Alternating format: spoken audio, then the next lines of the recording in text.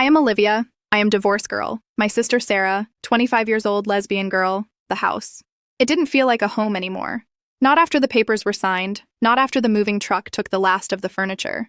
Olivia, 30 years old, was living in a shell. Every room felt too wide, every hallway too long. The silence of her divorce, it followed her everywhere like a shadow that wouldn't leave. It was 3:14 in the morning, the kind of night where the air feels thick and the shadows in the corner of the eye seem to move. Olivia lay in bed staring at the ceiling. She wasn't asleep, she was just waiting. Then she heard it, a soft metallic click, the door to her bedroom slowly creaking open.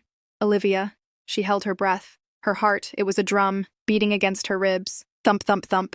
She didn't move. She couldn't. She felt the weight of someone stepping onto the carpet. The mattress dipped just a fraction as a figure sat on the edge of her bed. A hand, cold and trembling, reached out. Olivia felt a finger trace the line of her jaw. It wasn't a violent touch, it was worse. It was lingering. It moved down to her shoulder, tracing the shape of her figure under the sheets as if she were an object. A statue. A ghost. Olivia said, "Stop, Sarah. I know it's you." The hand flinched. The shadow by the bed pulled back, retreating into the darkness. Olivia sat up, her hand fumbling for the lamp. The light flickered on, harsh, yellow, unforgiving. There, standing by the closet, was her sister. Olivia said, "What are you doing? Why were you touching me like that?" Sister said, "I couldn't sleep. I felt so alone, Olivia. Since I came out, since the family stopped calling, I feel like I'm disappearing. And you? Since the divorce, you're just gone. I just wanted to feel something real." "Real? You snuck into my room while I was sleeping. You touched me without me knowing. That isn't a connection, Sarah. That's a violation."